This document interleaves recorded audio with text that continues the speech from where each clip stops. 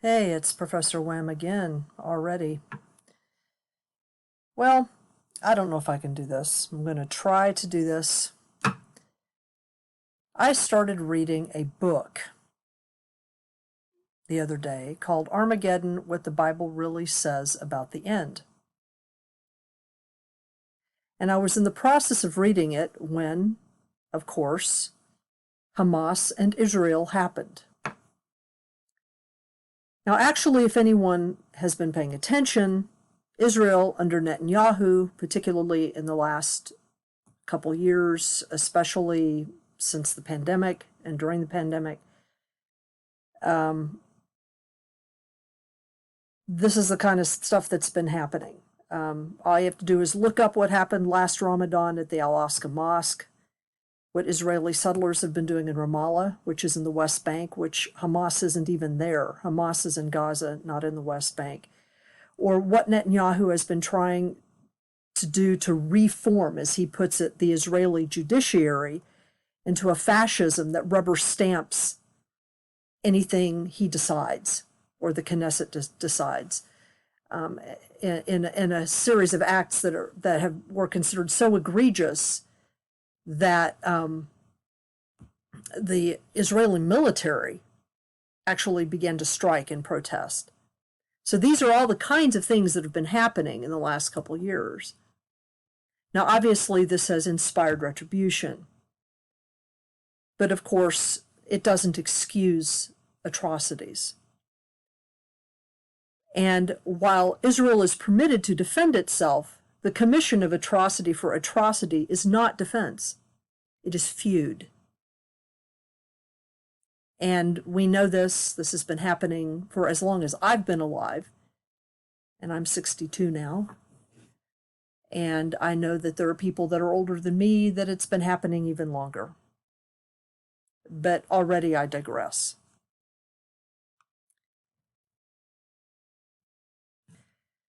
So Ehrman's book and the events of the hour collided in my brain.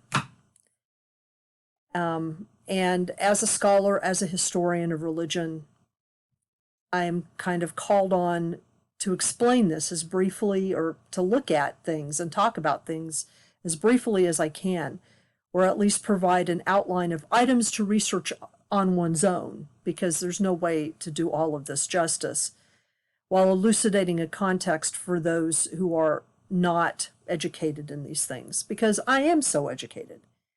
I have graduate degrees in religious studies. I have a personal background in a reactionary Lutheran cult. I can no longer really think of it as a denomination. A father who believed the end was ever nigh, despite not really being a classic millenarian. 3 fellowships to study American religious movements and texts that specialized in, among other things, apocalyptic thinking. So I've got the cred and a few opinions. So this is kind of my read on what's going on right now. I mean, there are the politics, there are the economics. I think that there's a lot more going on behind the scenes than we know. I have suspicions about who the real players may be. But right now I'm going to really kind of talk about the end of days, since everybody seems to be expecting that, and a lot of people are operating under those assumptions. The notion of the eschaton, which is a Greek word, it means the end of days, can actually be traced, at least in the form that we know it, can actually be traced to Zoroastrianism, the ancient Persian monotheism that predates the organization of Judaism by almost 1,000 years. Zarathustra was a religious reformer who challenged his people. They were basically the same folks who migrated or invaded, however you want to think of it, northern India, and called themselves Aryans, or the noble ones, in the Rig Veda. And he challenged his people to give up their violent feuding ways and follow the good path of Ahura Mazda, the god of light. Now, obviously, Zarathustra was operating under the edict of a vision. He was a prophet, and he was a member of the priestly caste, the same folks that would be called rishis in the Vedas and would go on to become the Brahmanic caste in Hinduism. Zarathustra's visions were impressive and would influence the formation of the first Persian empires. And it's a history that Westerners would be advised to become familiar with if they really want to understand the deep psychology and history and culture of the Iranian people. Now, among other things, Zarathustra argued that there was a good force and a bad force in the universe, and that at the end of time, these two forces would meet for a final battle. Interestingly, it was not preordained by Zarathustra which side would really win. Humans had been created to help tip the balance on the side of good. He was an optimistic fellow. Later interpretations of Zarathustra's prophecies included the idea that there would be a series of saviors who would come into the world in a virginal fashion that would further assist with this process. So you can kind of see where this is going. Now, I've talked about all of this in a video I did long ago, in which I will link in the description of this video. Now, this book here that you can easily get and read that talks about the incredibly influential of these ideas among Jews, Christians, Muslims, and others, such as the Manichaeans and other religious groups, as well as a few Western kind of interesting wacko people, such as Friedrich Nietzsche and John Bellew Newbrow, the guy who channeled or typed or automatic wrote the Book of Oahspe, which would become known among various UFO aficionados. And the book here is called In Search of Zarathustra, the First Prophet and the Ideas That Changed the World. So if you don't know who Zarathustra was, you really need to avail yourself of this dude and the history here, because this is kind of a hidden history that helped give birth to a lot of other things. So for much of early Persian history, the end of days thing wasn't really that important in and of itself. After all, the Persians were doing great, especially from the 7th to the 5th or 3rd century BCE. They conquered most of the Middle and Near East and Egypt right up to Greece, if you know the movies. It was only after Alexander the Great, or as I refer to him, Alex the G, conquered them back, along with almost everyone else, that the end of days thing became more of a concern. And this is a pattern. Apocalyptic eschatological thinking becomes most important in groups of people where they're very the world that they live in is being challenged significantly, and even their survival, physical survival, or survival as a culture may be at stake. But even Zoroastrians didn't write apocalypses. That was not really something that they did. That genre of visionary writing that is mostly associated with the end of the world is usually credited to Jews. That it was various Jewish groups at a certain point in history that developed that form of literature. Now, as I said, that Persians had conquered, see if you can follow this, the Persians had conquered the Israelites before they were called the Jews, by conquering the Babylonians who had conquered the land of Judah. The Persian king Cyrus permitted Jews to return to their previously held territory and even helped them begin to rebuild it. This is all in the Hebrew Bible, or what the Christians call the Old Testament. But many Jews remained within the Persian Empire because it wasn't a bad life. During this period, many aspects of Persian culture influenced emergent Jewish culture and religion, including the names of some months in the Jewish calendar, a festival or two, Purim is the example we most usually think of, and the development of a canon of religious texts, or the beginning of a canon, namely the Torah and the first portions of what's called the Nevi'im, or the prophets. Now, developing this canon was important because it helped maintain the distinctiveness of the Jews as a people. Basically, as I used to put it to my students, they entered the empire as Israelites from Judah when the Persians conquered everybody, and they exited it as Jews. So there was something about their interaction with the Persian Empire that significantly changed and influenced the manner in which Jews saw texts, in which Jews saw their place in the world, and it helped the Jews to develop their own identity as a unique people. Now, the books of Esther and Daniel are probably associated with this period as well, because they reference things that are going on or during that time period. And more about the book Daniel in a bit. But of course, Alexander the Great, or Alex the G, conquered the Jews again. Basically, the Persian Empire provided for them to return. They returned. They were there for a little while, and then Alexander the Great came and conquered everybody. But when Alexander the Great collapsed, the Jews began to fight with themselves about how Greek they should be, largely because the ruling Greek governor of the province that contained Jerusalem was trying to force them to be Greek.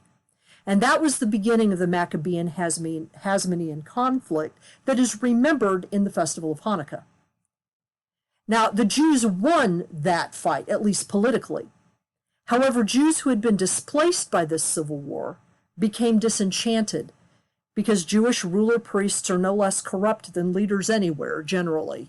Jews are people, so there's always some grumbling somewhere. And some of them left society because they just couldn't take it. It just wasn't the type of polity that they wanted. And there was a lot of political fighting, and there was a lot of bad blood between various elite families. Now, one of these groups, we came to call them the Qumran community, the community who produced the Dead Sea Scrolls. A leader emerged out of them who became the blueprint for the first apocalyptic community of which there is record. Now, all the tropes are there if you look at the Qumran Qumran community Dead Sea Scrolls. The signs of the last days, the idea of a Messiah who is anointed one, in Hebrew is Moshiach, who is the anointed one, who, interestingly enough, might be divine. There is that implication in the Dead Sea Scrolls that he might also be divine. And then there's that final battle between good and evil, which is basically plucked whole from Persia. This is why the Dead Sea Scrolls are so important. They produced the first apocalyptic literature. They set the stage. Then, of course, in the middle of all this, the Romans came and conquered what is going to be called Palestine. Now, there was no way the Jews could fight Rome. You fight Rome and you die. And die Jews did, over and over. This is the environment that Jesus and the other 3 dozen or so recorded messianic figures that we know of were born into. Almost all of them were apocalyptic in one form or another, Jesus included, following in the footsteps of John the Baptist, who was clearly associated in some way with some branch of the Qumran teachings. A lot of this stuff, there were 2 kind of endings of this. The first ending, or schism, or fracture, occurred after the destruction of the Second Jewish Temple in 70 CE. And you can see reflections of that fracture in the Gospel of Mark. If you look carefully at the present version of the Gospel of Mark in a good translation, you'll notice that the Gospel seems to end twice. And there is no resurrection. Jesus is just gone. There is no resurrection. And if you read it in the original Greek, there is this kind of despair, this kind of sense of, oh my God, what do we do now? And this was the feeling that accompanied the destruction of the Jewish temple, because both Christians and Jews at the time, most of the Christians at the time were Jewish, or of Jewish extraction. They were anticipating that that the Messiah or some great thing would happen that would preserve the Jewish people against the Romans, and it didn't happen. The temple was destroyed. The Jews were scattered. The Jewish community was forbidden to even enter into Jerusalem and preach upon pain of death. Jews were sent to the arena. I mean, it was awful. And that was really the beginning of the big split between Christians and Jews, because they began to interpret their own kind of apocalypticism differently. And that's when the rabbis took over, because the priesthood was destroyed. And they began a process of reinterpreting Judaism in such a way that it would survive. The final great rebellion was the Bar Kokhba rebellion in 135, and this was really kind of the end of Jewish apocalypticism in a big way. And it was a completely devastating defeat by Roman forces. Look it up. Bar Kokhba was he was an individual who would claim to be the Messiah, and of course he was destroyed. Now, one of the texts most favored by the Qumran community was Daniel, this apocalypse. Almost no academic scholar, including every Jewish scholar I've ever read, considers Daniel to have been a real person. He appears to be an amalgam of a prophet and a king, somewhere between Elijah and David. He can interpret dreams like Joseph and defy physics and animals like Elijah and has God's favor like David. He foils Persian and Babylonian kings alike and tells of the time Israel will rise again. And if you want to sort of remind yourself of what that book is like, read it. It's a very classic early apocalypse. This text was gold for disaffected and disenfranchised Jewish persons who had been displaced by their elites. It inspired other apocalypses, like the Book of Enoch and, of course, the Revelation of John, which is in the New Testament. While there are Hebrew prophets that contain some apocalyptic statements, no one canonical Hebrew Bible / Old Testament prophet is apocalyptic at their core. This is because apocalypticism is fundamentally pessimistic. And the accepted Jewish prophets are not ultimately that. In apocalyptic writing, God has to use that battle between good and evil to wipe virtually everything out. There is little or no hope for most of the world and most of its people. Apocalyptic literature depicts a prophet who is providing a series of bizarre symbolic visions depicting the end of days. Only a few can understand. Only a few will be saved. In the end, the battle for supremacy between good and evil is the means by which God destroys all things in order to save and or rebuild his kingdom. The slate must be wiped clean. It's ultimately a form of revenge more than salvation. In this, what evolved is really very unlike Zarathustra's original version and vision. Now, if you want to look this genre up to get more of a sense of it, there are almost 30 apocalyptic texts, both Jewish and Christian, that have survived. What I would recommend you do is watch the documentary Apocalypse Later on Amazon Prime for a fun and fuller analysis of the genre. It's quite relevant. So this you can get it on Amazon Prime, although there's a couple of other places you can get it. It's called Apocalypse Later, Harold Camping versus the End of the World. If you remember who Harold Camping was, he was the guy in 2011 who basically said that the world was going to end on May 21st. It's a long time ago, but if you remember this, and I do remember this became a huge thing. And this documentary basically, this guy who made the documentary, he basically was invited by Harold Camping into his life. And it's not only a kind of way of looking at Harold, but it's also a way of looking at apocalyptic thinking and the history of it.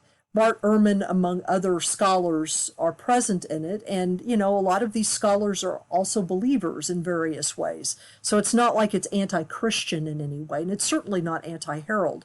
It's kind of looking at the psychology and trying to figure it out.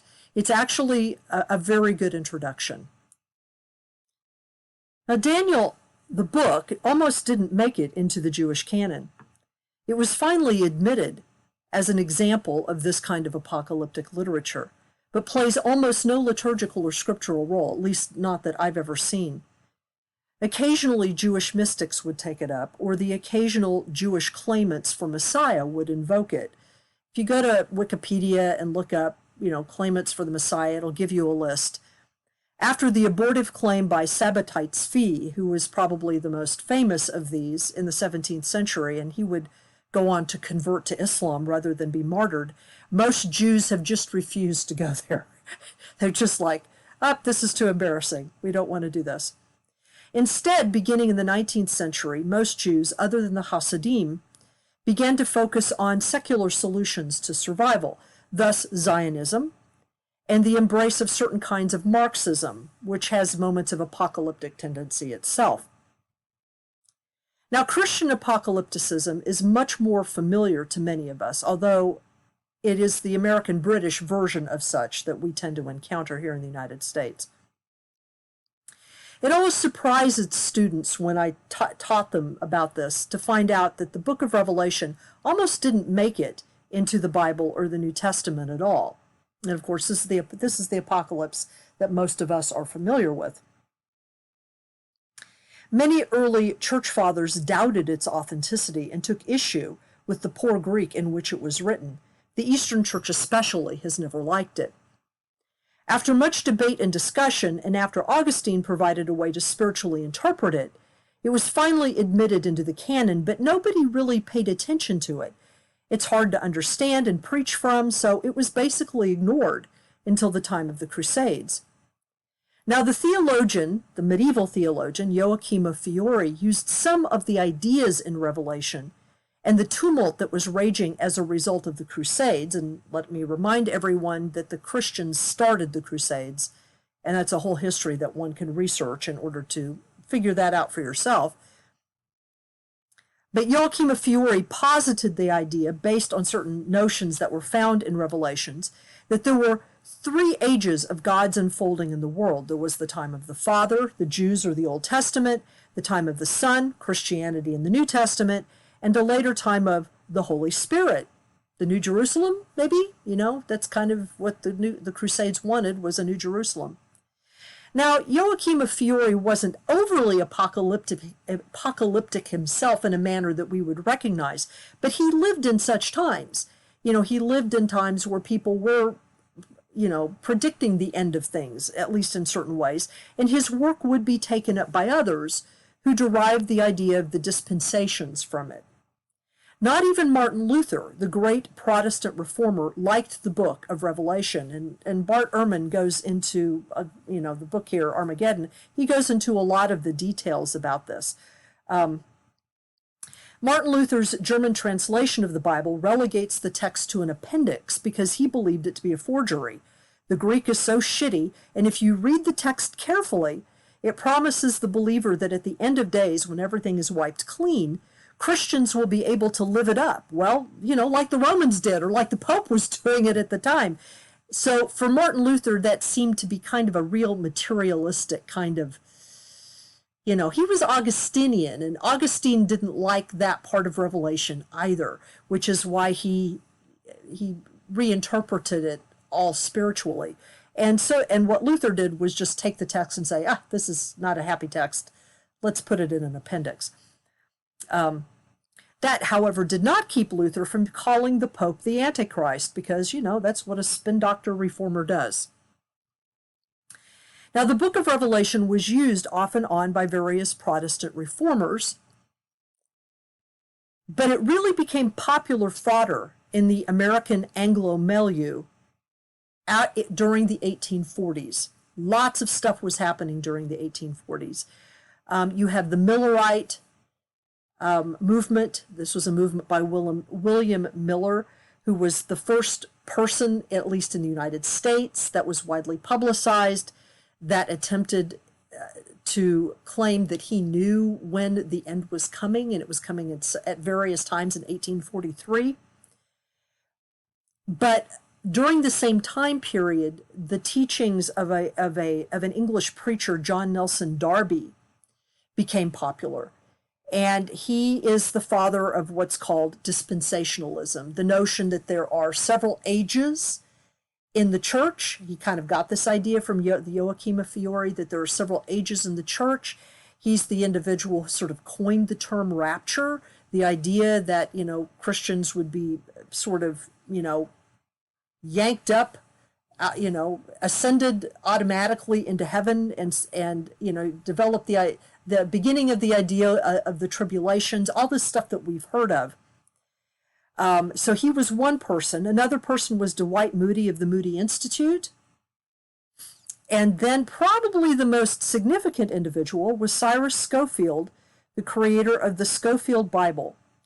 And all of these ideas together joined with populist fundamentalism in the United States in the mid-20th century.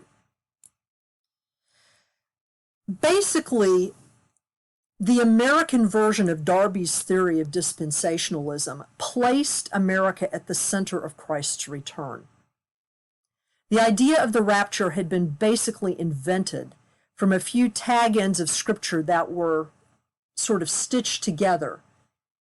It's called text proofing. And Americans used these ideas to supplant the disappointments of the Millerite controversy. You know, there was all of this big buildup to the world ending in 1843 in America, and of course it didn't happen. And at the same time, the Mormons were spreading around. There were a lot of things happening. There was also a major economic downturn during that same time period. So there were a lot of things happening in the 1840s. You know, the end of that decade would conclude with the outbreak of the Mexican-American War. So it seemed kind of apocalyptic to some people. So basically, Darby's dispensationalism kind of supplanted the disappointments and all of that weirdness that was going on with hope for the future. Moody's Bible Institute, which still exists, by the way, provided a theological credential. They basically claim themselves to be a dispensationalist Calvinists, which is kind of interesting.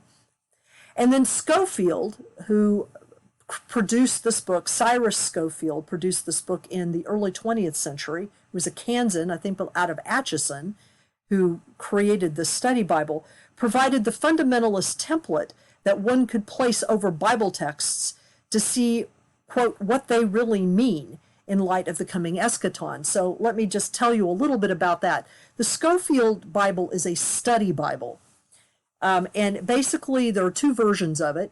One uses the King James Version of the Bible. The other uses, I believe, the international, I can't remember now if it's the International Translation of the Bible, the New International Translation, or the New American Translation. I can't remember which one. But what it does basically is it takes the text and it places over the text, within the text, a kind of hypertext of commentary. And you can see that here. This is one of the Gospels. I think this is in the Gospel of Matthew. I have the red letter edition, so everything in red here, if you look at this, are supposed to be things that Jesus actually said. And then what you do is you have, it's kind of like the Talmud in a weird kind of way. You have the text in the middle, and then you have all of these scriptural references on both sides, and then on the bottom there's a commentary. And these are all texts that you're supposed to read in order to help you understand what's really going on here. So there's this eschatological, dispensational, millennialist template that is placed over the Bible that explains to you how you're supposed to interpret it. This Bible, this study Bible, is so pervasive in the American Christian milieu that there are many Christians who don't understand that this is actually an interpretation of the Bible. It is not what the Bible says. It is an interpretation of the Bible, particularly if you use the King James Version, which is a bad translation anyway, okay? So, but this Bible has become one of the most important Bibles, form of Bibles in the world, so much so, and here's my copy of it that you can see in the little thing. This is actually published by Oxford University Press. That's how important this study Bible and interpretation of the Bible has become. So what I would recommend, again, what you do is check out this documentary, Apocalypse Later. You can get the whole scoop of all of this sort of summarized. And it's worth your 90 minutes. Now, what many don't know is that there are also visions of apocalypse in Islamic tradition. And these are also current and fueling the rise in violence and discontent. Now, Islamic eschatology, or the end of the world, was always implied a little. Muhammad assumed there would be an end of days. I mean, the other references he has to this, in Christianity and Judaism, seem to imply this, a final judgment of sinners. But he assumed, based on what I've read of him and what I've read of the Quran, that that was far in the future. There is virtually no imminent mention of it in the Quran or in most of the accepted hadith, which are the sayings of Muhammad. Now, David Cook, who wrote this book here, Contemporary Muslim Apocalyptic Literature, he claims that Muhammad was a little bit more apocalyptic than I think he was. It depends sort of on kind of whether you are foregrounding what Muhammad himself said or the context in which he said it. His historical context was such that it would make sense that he would be apocalyptic in some ways. However, I disagree actually with Dr. Cook that he was quite as apocalyptic as Cook insists, at least not in the same way that we think of apocalypticism today. There did develop the notion of a coming Messiah, but there is some mention of it in the Hadith. But this is an idea that really gets developed after Muhammad's death.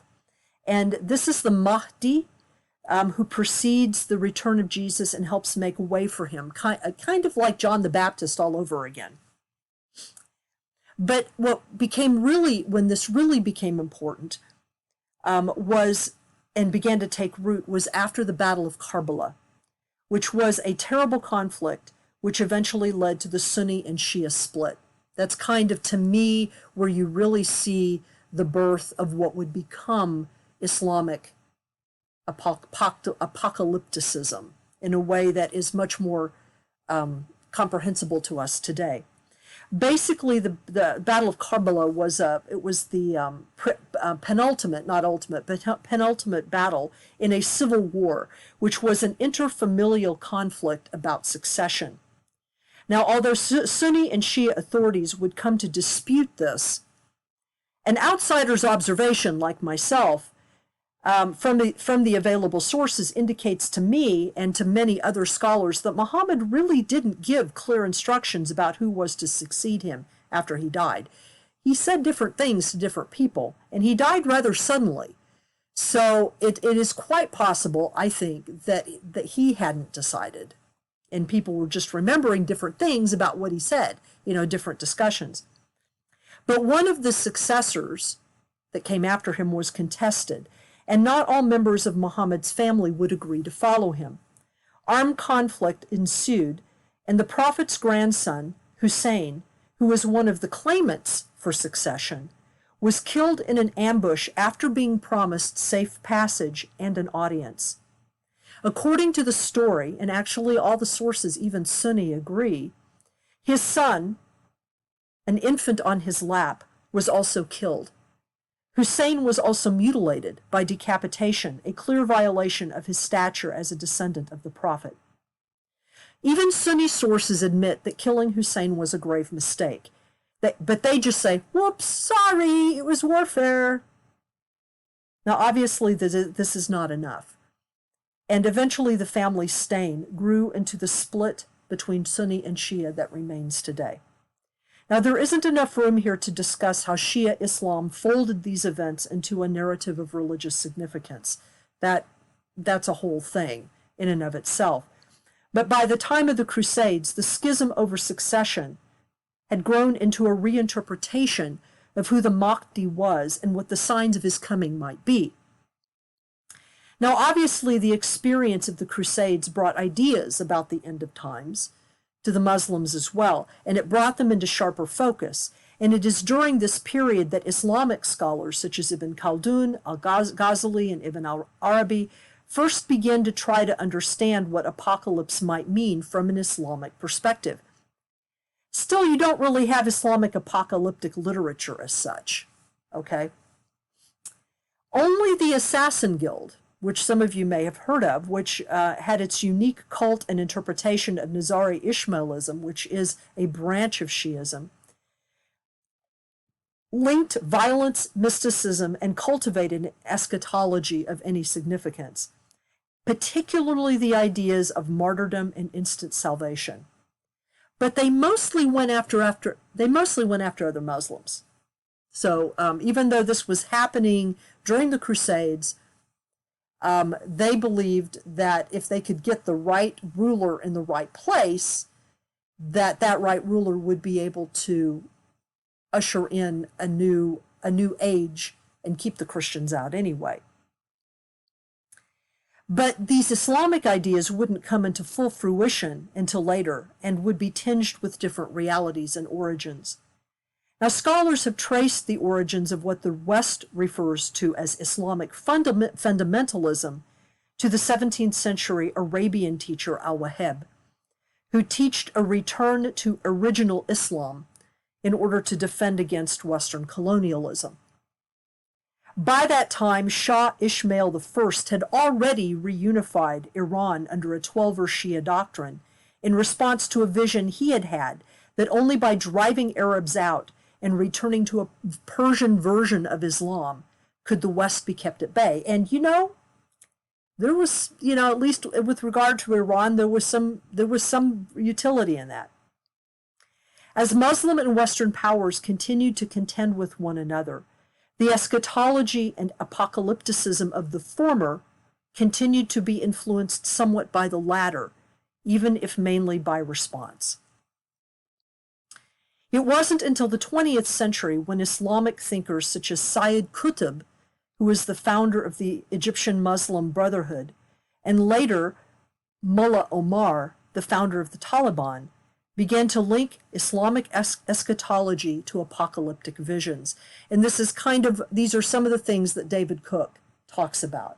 I mean, this stuff is talked about in other places. And in fact, I wrote a manuscript that brings a lot of this together and links a lot of it to Al-Qaeda and ISIL and, various other groups. Both had dreams and visions befitting their experiences. Qutb used his Western education to link Marxist ideals to Islamic visions of paradise.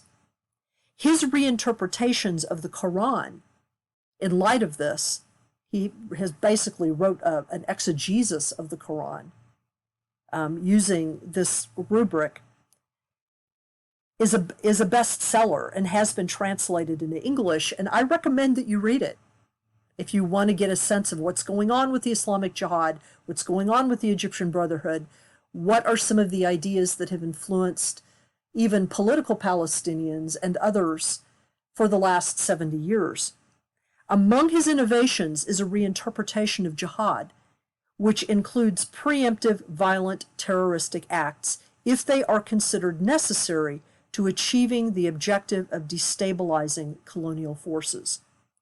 This call to arms, which is quite different from the jihad enjoined by traditional Islamic jurists, has been taken up and elaborated on by subsequent Islamic groups, terrorists, and militias. And in fact, in one of the most egregious examples of this, which a lot of Westerners don't know, is what happened in 1979, and which is only detailed in this book, The Siege of Mecca. It's the only full-length book which has been written about this, because the Saudi government really doesn't want the information about this to get out, even though now it's out. But this was an uprising that occurred in 1979 on November 20th, when a Sunni Saudi preacher, right after the Hajj, it was during the closing days of the Hajj, invaded the Great Mosque in Mecca. His name was Juhayman al-Utabi, and he was actually a relatively well-known Sunni preacher, street preacher in Saudi Arabia. He had He had married into, or was his marriage connected him to the royal house. He had a good reputation. He had good creds, and he basically was taking over the holy shrine in Mecca because he believed that the Saudi government had become corrupted by its relationship with the West. And he took tens of thousands of worshippers hostage within the mosque itself. He had about 100, maybe 200 men with him from all over the Muslim world, including a handful of American converts. The battle for the shrine lasted 2 weeks. Hundreds of people were killed, and it ended only after the intervention of Saudi National Guard and French Special Forces, which were brought in by the Saudi government, trained, and asked to take Shahada, the confession of faith, so that they could be officially Muslim, so that they could go in and help to round these people up. Otaibi had declared his brother-in-law, Muhammad bin Abd Allah al-Qahtani, the Mahdi, because it was believed that he was a direct descendant of Muhammad, and he was connected to the royal family, and he was apparently a very pious man, a very holy man. And so Otaibi basically said, "This is the Mahdi, I have found him." The battle for the shrine caused a great deal of internal damage to the mosque, which had only been recently rehabbed. And it was this event and the Saudi government's response to it that began the process of disenchantment that would later lead to the development of Al-Qaeda. Basically, Osama bin Laden was completely disillusioned by this. Remember, this happened in 1979. So when the Soviet Union invaded Afghanistan in 1980, that's why he went to join the Taliban, the Mujahideen, to fight the Soviet Union at the time. Now, I do remember this vaguely in 1979. There was as soon as the attack occurred in Saudi Arabia, in Mecca, the Saudi Arabian government cut the news feed, and it was completely dark. And all we knew in the West was that something had happened. And for a while, the West tried to blame Iran, that Iran had done something because Iran had just had its Islamic revolution. And so there was this, we were trying to blame Iran, first Iran was blamed, and then Iran blamed Israel, that Israel had done something. And then eventually the Saudis had to break the silence and say, no, Iran didn't do it, Israel didn't do it, but we're not going to tell you what happened. And that's kind of where it was. And this is actually the only book-length examination that's ever been done of it. It's well worth reading. I have a copy of it. If you want to know how disillusioned Osama bin Laden became and what led him to create Al-Qaeda, this was the beginning of it. Now, Mullah Omar, who founded the Taliban, had visions too. And his visions of paradise, he joined his visions of paradise to his dream of unifying his ethnic tribe, the Pashtuns.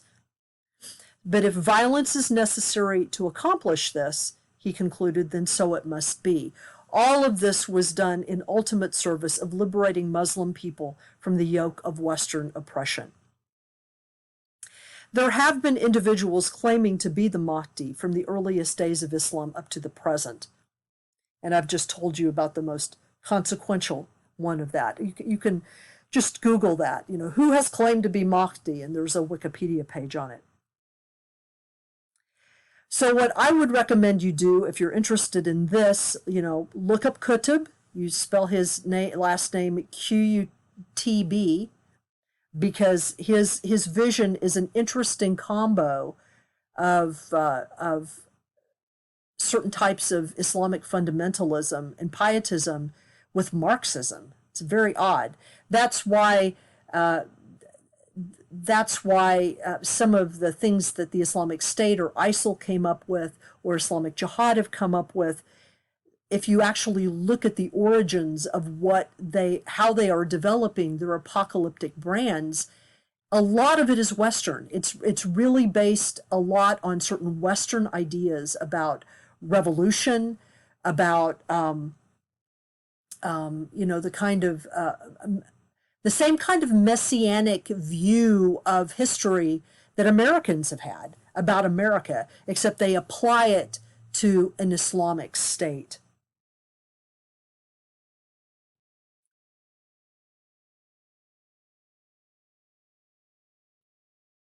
So the current set of happenings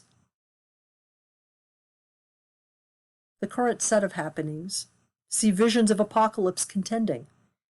Jews, Israelis are attempting to fend off what they fear might be their annihilation, coming on the heels of Hashoah, which is what the Holocaust is called in Hebrew. It means the destructive wind. And many of them are willing to do whatever they must to survive, because they don't necessarily believe that there is a salvation outside of what they can accomplish.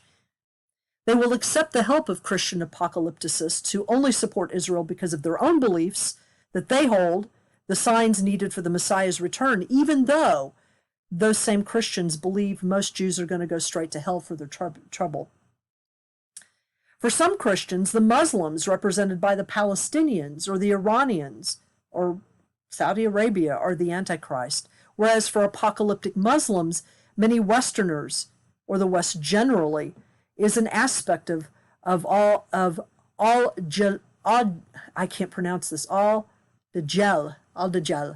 which is the Antichrist, who portends the coming of the Mahdi, the herald of Jesus, who will wipe the enemies of Islam from the face of the earth. And I'm not even going to talk about how the idea of the end of the world has infested our entertainment from industries, from surviving natural disasters, aliens and zombies. Everything's about the end of the world. I mean, everything. So which end of the world is going to actually get us? So here are some final notes to take home.